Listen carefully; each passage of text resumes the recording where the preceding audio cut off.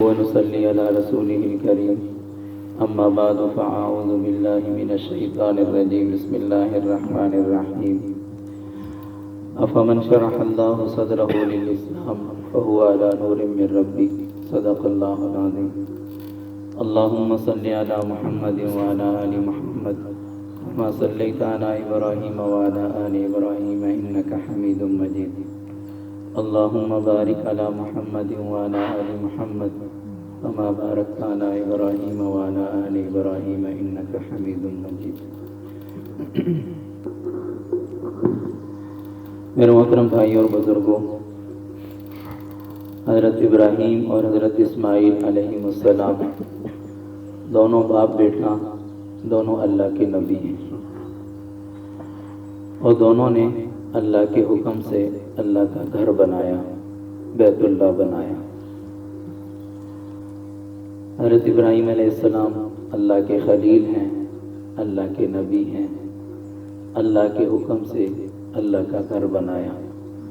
کتنے اخلاص سے بنایا ہوگا، کتنے اخلاص سے بنایا ہوگا۔ یہ اللہ کا گھر ہے اور اللہ نے حکم دیا۔ جب اس گھر کی تعمیر ہو گئی تو دونوں کا جو عمل ہے جو قرآن نے بتایا وہ یہ کہ دعا کے لیے ہاتھ اٹھائے اور یوں فرمایا ربنا تقبل منا، اے اللہ گھر تو ہم نے بنا دیا ہے، اسے قبول فرما لیں۔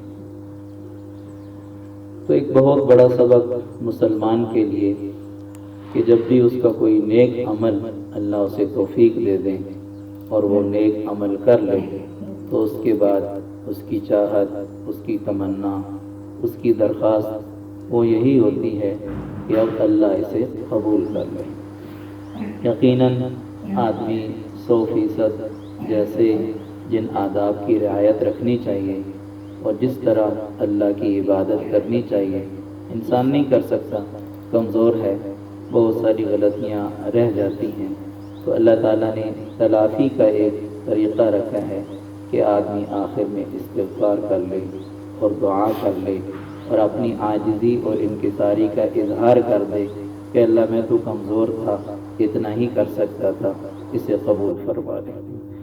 تو بنیادی طور پر تو جب قرآن کریم کی تکمیل ہوتی ہے تو ہم سارے کے سارے دعا کے لیے اکٹھے ہوتے ہیں کہ اللہ کی بارگاہ میں، اللہ کے حضور میں دعا کریں۔ جن ساتھیوں نے سنا اور اتنی مشقت کے ساتھ سنا، اتنے اہتمام سے سنا، اور جس نے سنایا، اللہ تعالیٰ دونوں کا عمل اپنی بارگاہ میں قبول کرے۔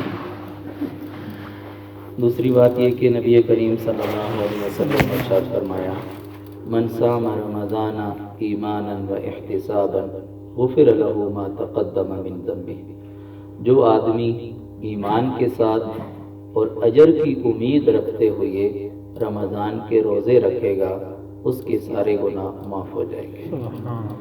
من قام رمضان ایمانا و احتسابا غفر له ما تقدم من ذنبه، جو آدمی ایمان کے ساتھ اور اجر کی امید رکھتے ہوئے اللہ کے سامنے کھڑا ہوگا تراویح کے اندر، اللہ تعالیٰ اس کے گناہوں کو معاف کر دیں گے۔ الحمدللہ اللہ کی توفیق سے جتنے ساتھی یہاں بیٹھے ہیں سارے ہی روزے کا اہتمام کرنے والے ہیں، سارے ہی کسی نہ کسی درجے میں تراویح کا اہتمام کرنے والے ہیں، اور سبھی کو اللہ توفیق دے دیتے ہیں رمضان میں کچھ نہ کچھ تلاوت ہو ہی جاتی ہے۔ اللہ کا فضل ہے، یہ اللہ کا کرم ہے۔ بہت ساری مخلوق ایسی بھی ہے جن کی زندگی میں رمضان نہیں آتا، یعنی کچھ پتہ نہیں چلتا کہ رمضان آیا کہ نہیں آیا، جن کے اوقات میں کوئی تبدیلی نہیں ہوتی اور جن کے افعال میں کوئی تبدیلی نہیں ہوتی، اور جن کی زندگی جس ڈگر پہ چل رہی ہوتی ہے اسی پہ رہتی ہے، ان کی زندگی میں اس مہینے کا کوئی اثر نظر نہیں آتا۔ الحمدللہ اللہ نے ہمیں ان سے بچایا اور کم از کم ان لوگوں میں شامل فرمایا کہ جو رمضان کے روزے رکھ لیتے ہیں، تراویح پڑھ لیتے ہیں، کچھ نہ کچھ ذکر اذکار تلاوت کر لیتے ہیں۔ آپ علیہ الصلوۃ والسلام نے فرمایا کہ اس مہینے کی رحمتیں اور اس مہینے کی برکتیں سوائے بدبخت کے اور بد نصیب کے اور کوئی محروم نہیں ہوتا۔ جو اس مہینے کی برکتوں سے محروم رہتا ہے اور اس مہینے کی رحمتوں سے محروم رہتا ہے، فإن الشقی، یہ بدبخت انسان ہے، یہ بد نصیب انسان ہے جس مہینے کو اللہ نے اپنا مہینہ قرار دیا، اور جس مہینے کے اندر اللہ نے شیاطین کو بند کر دیا، اور جس مہینے کے اندر اللہ تعالیٰ نے جنت کے دروازے کھول رکھے ہیں۔ پورا سال جنت کو مزین کیا جاتا ہے رمضان کے روزے داروں کے لیے، جس مہینے میں اللہ تعالیٰ عرش کے فرشتوں کو یہ کہہ دیتے ہیں اور فرما دیتے ہیں، میری عبادت چھوڑ دو، روزے داروں کی دعاؤں پر آمین کہو، روزے داروں کی دعاؤں پر آمین کہو۔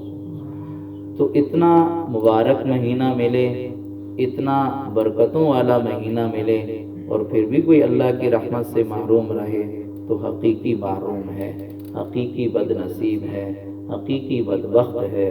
اس کی زندگی میں اور اس کے بدعمالیوں کی نحوست نے اسے اس درجے پہنچا دیا کہ اس مہینے کی برکتوں سے بھی محروم ہے۔ لیکن میرے محترم بھائیوں، میں ایک بات اس سے آگے کرنا چاہ رہا ہوں کہ رمضان کا مہینہ صرف اس لیے نہیں ہے کہ ہم اس مہینے میں یہ روزہ رکھیں، تراویح پڑھیں، تلاوت کریں اور مہینہ ختم ہو اور اس کے بعد اپنی پرانی زندگی پہ آ جائیں۔ یہ نہیں، روزہ بھی رکھا، تراویح بھی پڑھی، تلاوت بھی کی، دعائیں بھی کی، ذکر بھی کیا، عید آئی، اس کے بعد سب کچھ چلا گیا، پھر اپنی پرانی روٹین پہ آ گئے اور پرانے اعمال پہ آ گئے اور پرانی ترتیب پہ آ گئے۔ یہ رمضان کا حق نہیں ہے، یہ رمضان کا حق نہیں ہے۔ رمضان کچھ دینے کے لیے آتا ہے، رمضان کچھ دینے کے لیے آتا ہے، اور رمضان کا ایک بہت بڑا پیغام ہوتا ہے، رمضان کا ایک بہت بڑا پیغام ہوتا ہے۔ کیا کہ 11 مہینے مسلسل اللہ سے دوری میں گزرے، یہ ایک مہینہ اللہ نے دیا کہ میرا قرب حاصل کریں، میری عبادت کریں، میری طرف متوجہ ہوں، میرے قریب ہوں، اور پھر اس قرب کی وجہ سے اور اس عبادت کی برکت سے اور اس رمضان کی برکت سے تمہیں ایک سبق مل جائے کہ یہ دنیا کی زندگی عارضی ہے، آخرت کی زندگی پائیدار ہے، آخرت کی زندگی ہمیشہ ہمیشہ کی ہے۔ تمہاری ترجیحات وہ آخرت کی زندگی بن جائے، دنیا کی زندگی ترجیح میں نہ ہو، اور ساری تگ و دو اور ساری کوشش اور ساری محنت اور ساری صلاحیت صرف 60-70 سال کی زندگی بنانے کے لیے نہ ہو، وہ آخرت کی ہمیشہ ہمیشہ کی زندگی، ابد الآباد کی زندگی، جس نے کبھی ختم نہیں ہونا، جو ہمیشہ رہنے والی زندگی ہے۔ ایک مسلمان کی سوچ اس کی طرف چلی جائے اور ایک مسلمان اس زندگی کو بنانے میں لگ جائے، یہ رمضان کا پیغام ہوتا ہے، یہ رمضان کا پیغام ہوتا ہے کہ ترجیحات بدل جائیں، پھر اس کی زندگی کے فیصلے بدل جائیں، اولاد کے بارے میں فیصلے بدل جائیں۔ یہ صرف 50-60 سال کا کیریئر نہ دیکھے، یہ ابد الآباد کا کیریئر دیکھے، یہ ہمیشہ ہمیشہ کا مستقبل دیکھے۔ بچہ پیدا ہوتا ہے، والدین سوچنے لگ جاتے ہیں کس اسکول میں پڑھانا ہے، کہاں اس نے کس کالج میں جانا ہے، کس یونیورسٹی میں جانا ہے، اور آگے اس کو کون سی ملازمت ملے گی، اس کی شادی کہاں کرنی ہے، اس کی کوٹھی کہاں بنانی ہے، اور بس۔ یہ مسلمان کی سوچ نہیں ہے، یہ مسلمان کی سوچ نہیں ہے، یہ مسلمان کی سوچ۔ مسلمان تو سوچتا ہے جب میرے بیٹے کی آنکھیں بند ہوں گی، جب ہمیشہ ہمیشہ کی زندگی شروع ہوگی، تب اس کا کیا بنے گا۔ جب میری آنکھیں بند ہوں گی اور ہمیشہ ہمیشہ کی زندگی شروع ہوگی، تب میرا کیا بنے گا۔ ایک مسلمان اپنا ہمیشہ کا کیریئر دیکھتا ہے، ہمیشہ کی زندگی دیکھتا ہے، وہ صرف 60-70 سال پہ نہیں رہتا۔ کس کو انکار ہے کہ اس نے قبر میں نہیں جانا؟ کون منکر ہے وہ کہے کہ میں نے مرنا نہیں ہے؟ ہم میں سے ہر آدمی نے دنیا سے جانا ہے۔ میرے محترم بھائیوں، عقل مندی یہ ہے، عقل مندی یہ ہے، خوش مندی یہ ہے، اس قبر کی زندگی کی تیاری کریں، آخرت کی زندگی کی تیاری کریں۔ رمضان کا پیغام یہ ہوتا ہے، رمضان دینے کے لیے یہ آتا ہے کہ آپ کی ترجیحات صرف دنیا بنانے کے لیے نہ ہوں، آپ کی ترجیحات صرف دنیا کی زندگی نہ ہو اور صرف دنیا کا سٹیٹس نہ ہو اور صرف دنیا کی مال و دولت نہ ہو اور صرف دنیا ہی کی عیاشی نہ ہو، وہ اللہ نے جو جنت تیار کی ہے، وہ اللہ نے جو آخرت کے مزے تیار کیے ہیں، وہ اللہ نے جو مومنوں کے لیے آخرت کی زندگی بنائی ہے، ایک مسلمان کا رخ اس کی طرف پھر جائے، ایک مسلمان کا زندگی کا رخ اس کی طرف پھر جائے اور اس کی زندگی میں یوں تبدیلی آئے کہ مستقل ایک تیاری میں لگا ہو، مستقل ایک فکر میں لگا ہو، میرا آخرت میں کیا بنے گا، میرا اللہ کے سامنے کھڑا ہونے پہ کیا بنے گا۔ یہ بات ٹھیک نہیں ہے، مریں گے تو دیکھا جائے گا، مریں گے تو دیکھا جائے گا۔ ساری کوششیں دنیا کی زندگی پہ لگا رہا، ساری محنت ساری صلاحیت دنیا کی زندگی پہ لگا رہا، ساری سوچ آنکھ بند ہونے سے پہلے ہے اور مرنے کی بات آتی ہے کہتا دیکھا جائے گا، دیکھا جائے گا۔ یہ بہت غلط جملہ ہے، یہ بہت غلط سوچ ہے، یہ بہت غلط فکر ہے۔ آپ آج ابھی اگر مجھے قبر میں جانا پڑے، آج کی رات میری قبر کی رات ہو، مجھے کوئی شرمندگی نہ ہو، مجھے کوئی ندامت نہ ہو، مجھے کوئی افسوس نہ ہو، کاش کہ میں اس گناہ سے توبہ کر لیتا، کاش کہ میں نے یہ گناہ چھوڑ دیا ہوتا، کاش کہ میں نے یہ نہ کیا ہوتا۔ رمضان اس لیے آتا ہے، رمضان اس لیے آتا ہے، اپنی آخرت کی تیاری کر لیں۔ جو آیت میں نے تلاوت کی ہے، افمن شرح اللہ صدرہ للاسلام، کہ جس آدمی کا سینہ اللہ نے اسلام کے لیے کھول دیا، فہو علی نور من ربی، وہ اپنے رب کی طرف سے ایک نور پر ہوتا ہے۔ حدیث میں آتا ہے کسی صحابی نے پوچھا یا رسول اللہ اس نور کی نشانی کیا ہے، کیسے پتہ چلے گا کہ میرا سینہ اسلام کے لیے کھل گیا ہے اور میرے سینے کے اندر اسلام کا نور آ گیا ہے، اس کی نشانی کیا ہے؟ تو آپ علیہ الصلوۃ والسلام نے 3 نشانیاں بیان فرمائی کہ یہ 3 علامتیں دیکھ لو، اگر یہ 3 علامتیں اپنی زندگی میں پاتے ہو تو سمجھ لو کہ اللہ نے اسلام کے لیے، اسلام کے نور کے لیے آپ کا سینہ کھول دیا ہے اور آپ کی سینے کے اندر اسلام کا نور آ گیا ہے۔ اور اگر یہ علامتیں نہیں ہیں تو مردم شماری کے مسلمان ہیں، زبانی دعوے کے مسلمان ہیں، لیکن اس کی حقیقت سے ابھی تک محروم ہیں، اسلام کی نور کی حقیقت سے محروم ہیں۔ وہ نور جب داخل ہوتا ہے تو کیا نشانی ہے، کیا ہوتا ہے، مسلمان کی زندگی میں کیا تبدیلی آتی ہے؟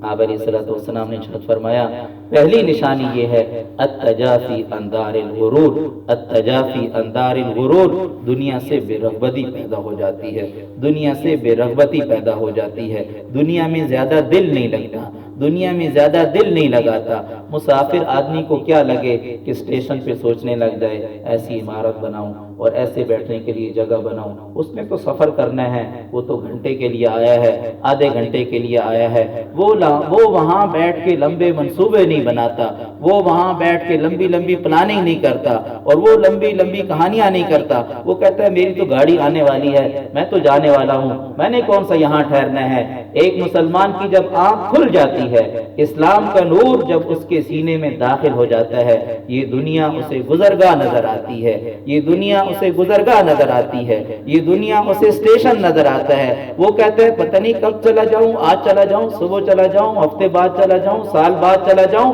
میری تو آخرت کی زندگی ہے، میں نے تو وہاں رہنا ہے۔ دنیا سے بے رغبتی شروع ہو جاتی ہے، بے رغبتی شروع ہو جاتی ہے۔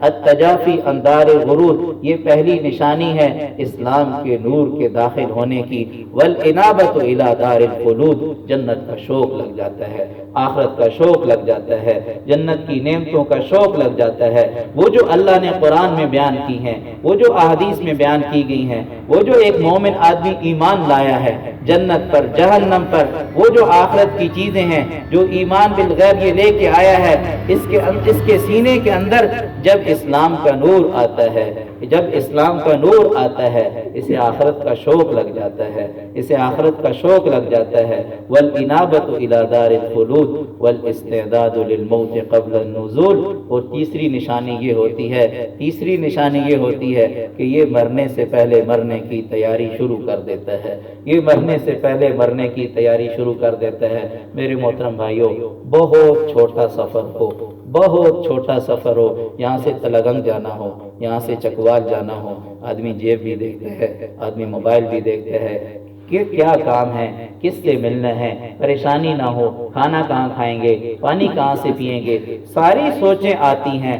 کاش اللہ تعالیٰ بصیرت کی وہ آنکھ نصیب کر دے، ایمان کا وہ نور نصیب ہو جائے، ایمان کا وہ نور نصیب ہو جائے کہ اسے یہ فکر لگ جائے، اگر ابھی میں قبر کے گڑھے میں چلا گیا، اگر آج کی رات میں قبر میں چلا گیا، میرا کیا بنے گا، میرے پاس توشہ کیا ہے، میرے پاس تیاری کیا ہے، میں نے اس کے لیے کیا کیا ہے۔ یہ ایک مسلمان کا کام ہے، یہ ایک مسلمان کا کام ہے، یہ ایک مسلمان کا مستقبل ہے، یہ ایک مسلمان کے سینے میں اسلام کا نور ہے کہ دنیا سے بے رغبتی پیدا ہو جاتی ہے، آخرت کا شوق لگ جاتا ہے، قبر کی اور موت کی تیاری شروع کر دیتا ہے۔ یہ کیا ہے؟ یہ اسلام کا نور ہے۔ میں بھی جائزہ لوں، آپ بھی جائزہ لیں، کتنا یہ اسلام کا نور ہمیں ملا ہوا ہے، کتنی دنیا سے بے رغبتی ہے، اور کتنا آخرت کا شوق ہے، اور کتنی موت کی تیاری کر رہے ہیں، اور کتنی اپنی قبر کی تیاری کر رہے ہیں۔ میرے محترم بھائیوں، سچی بات ہے، مردم شماری کے مسلمان ہیں، مردم شماری کے مسلمان ہیں۔ شکر ہے اللہ نے مسلمانوں کے گھر میں پیدا کر دیا، بس اللہ ایمان کی حقیقت نصیب کر دے۔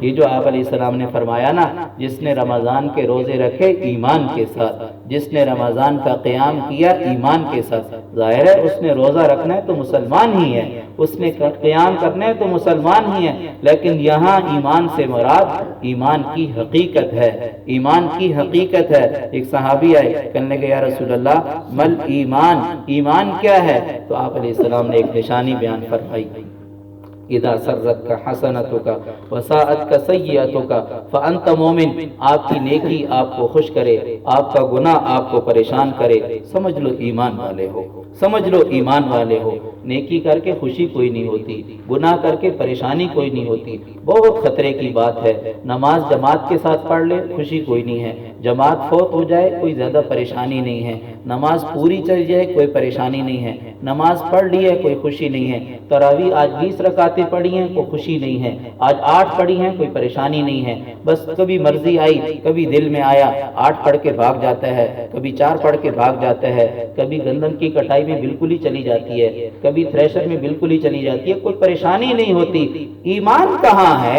ایمان کہاں ہے؟ ایمان والے کو تو نیکی کر کے خوشی ہوتی ہے اور گناہ کر کے پریشانی ہوتی ہے۔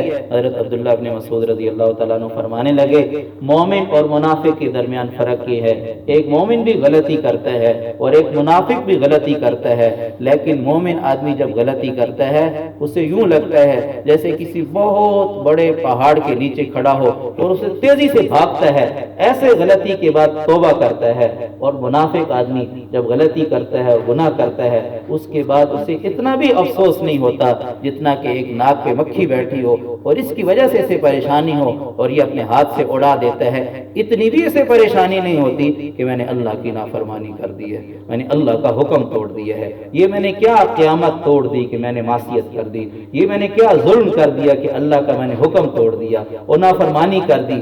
یہ ایک مسلمان کی نشانی ہے، یہ ایک ایمان والے کی ایمان کی نشانی ہے۔ غلطی تو اس سے ہوتی ہے لیکن غلطی کے بعد توبہ بڑی جلدی کرتا ہے، غلطی کے بعد اللہ کی طرف رجوع بڑی جلدی کرتا ہے، غلطی کے بعد ڈرتا بہت ہے۔ اور منافق ہے اس پہ کچھ بھی نہیں ہوتا، جو بھی نہیں دیکھتی، غلطیاں کرتا جاتا ہے، کرتا جاتا ہے، کرتا جاتا ہے، کرتا جاتا ہے اور کوئی پریشانی نہیں ہوتی۔ تو میرے محترم بھائیوں، اپنے ایمان کا محاسبہ کریں، اس رمضان میں اپنے ایمان کی خیر خبر لیں، اس رمضان میں رمضان کا یہ پیغام لیں کہ آخرت کی دائمی اور ابدی زندگی وہی ایک مسلمان کا نصب العین بن جائے اور وہی ایک مسلمان کا مقصد بن جائے اور اس کی تیاری کے لیے مسلمان اپنے آپ کو کھپانا شروع کر دے۔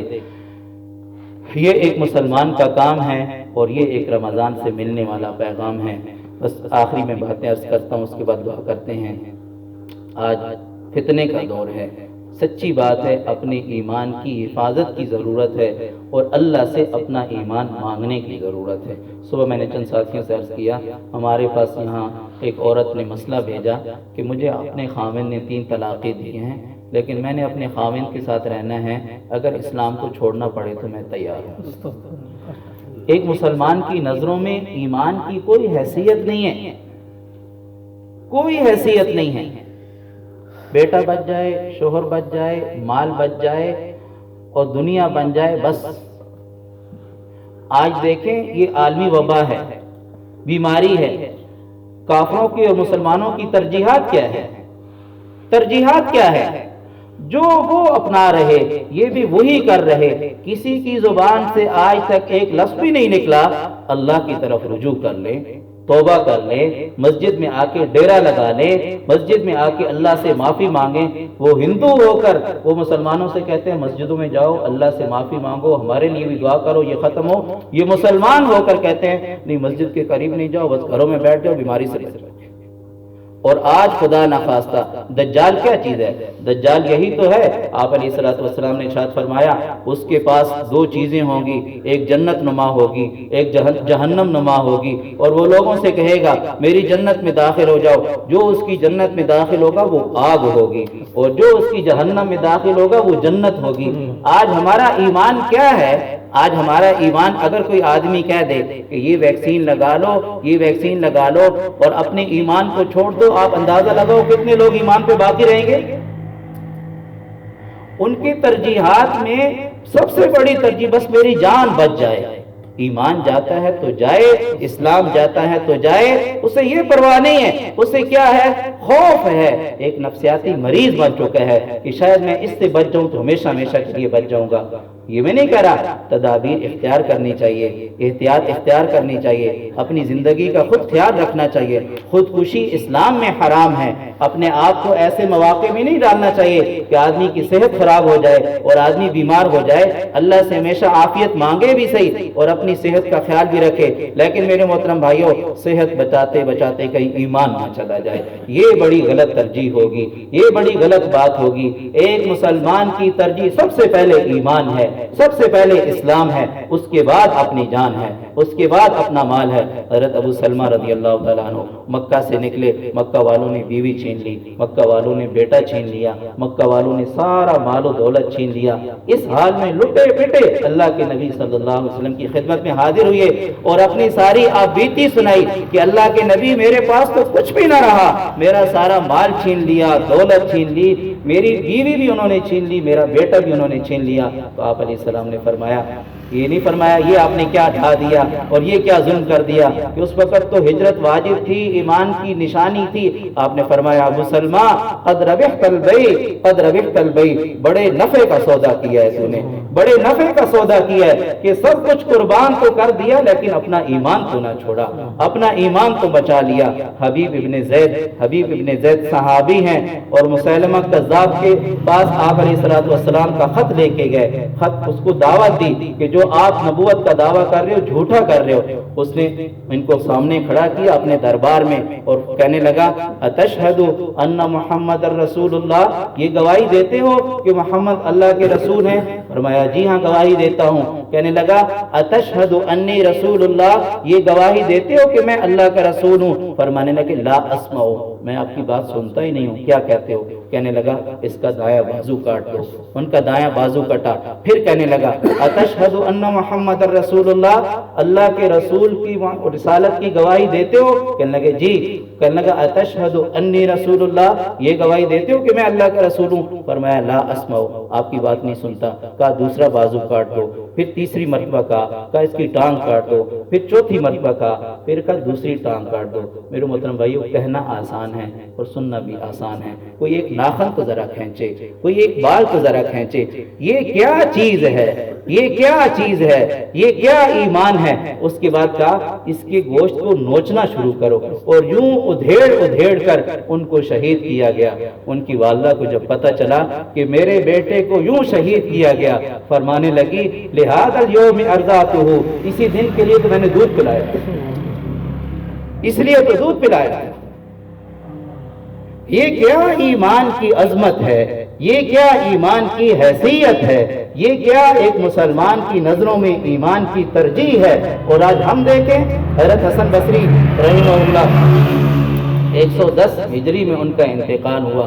صحابہ کا زمانہ دیکھا ہے، تابعی ہیں، کسی تابعی نے ان سے پوچھا صحابہ کیسے تھے، صحابہ کیسے تھے؟ تو حضرت حسن بصری کا جواب سننا، 110 ہجری میں انتقال ہوا ہے، آج 1450 سال ہو گئے ہیں، خیر القرون کا زمانہ پایا ہے، تابعی ہیں، صحابہ کی زیارت کی ہے۔ وہ فرمانے لگے اگر صحابہ تمہیں دیکھتے، خطاب کر رہے تھے تابعین کو، اگر صحابہ تمہیں دیکھتے تو کہتے یہ مسلمان نہیں ہے، یہ زندیق ہیں، اور اگر تم صحابہ کو دیکھتے تو تم کہتے یہ سلامت نہیں ہے، یہ سارے پاگل ہیں۔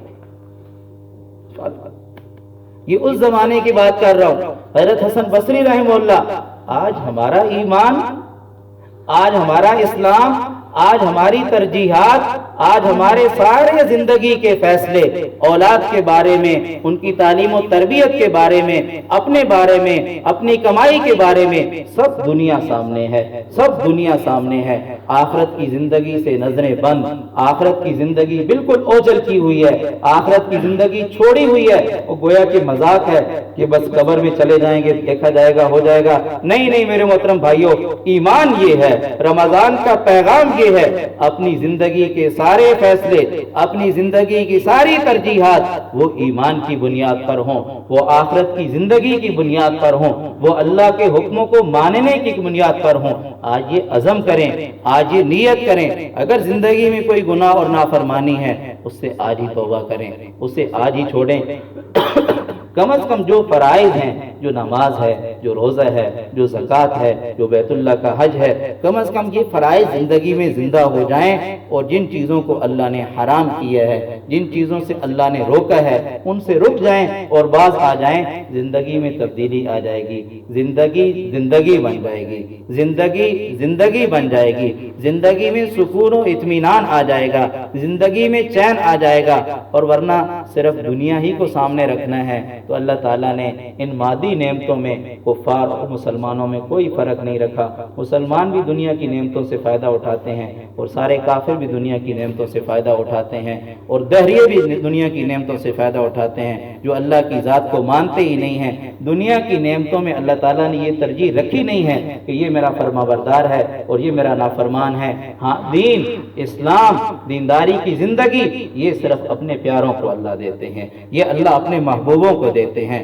یہ صرف انہی کو ملتی ہے جن سے اللہ کا پیار ہوتا ہے، جو اللہ کے محبوب بنتے ہیں، جو اللہ کی طرف رجوع کرتے ہیں۔ یہ روحانی نعمتیں مسلمانوں کو ملتی ہیں، یہ کفار کو نہیں ملتی۔ باقی دنیا کی نعمتیں یہ مسلمانوں سے بڑھ کر کفار کو ملتی ہیں، لیکن یہ کوئی ترجیح نہیں ہے اور یہ کوئی معیار نہیں ہے کہ یہ اللہ کا پسندیدہ ہے اور اس پر اللہ تعالیٰ بہت راضی ہیں اور اس سے اللہ بڑے خوش ہیں کہ یہ دنیا کی زندگی میں بڑا سکون اور مزے سے رہ رہا ہے۔ بس وہی مسلمان ہے اور وہی دنیا اور آخرت کے مزے لوٹنے والا ہے جو اللہ کی مان کے چلے، جو ایمان کی حقیقت کو لے کے چلے، جو ایمان کو ہمیشہ پہلی بنیاد اور پہلی ترجیح پہ رکھے۔ باقی سب کچھ اس کے بعد ہے، سب کچھ قربان ہو سکتا ہے، ایمان نہیں چھوڑا جا سکتا، ایمان نہیں چھوڑا جا سکتا۔ ایمان جب اس درجے کا بن جاتا ہے تو پھر آدمی سب کچھ قربان کر بھی سکتا ہے، سب کچھ چھوڑ بھی سکتا ہے، اور وہی آخرت کی زندگی بنانے والا ہے۔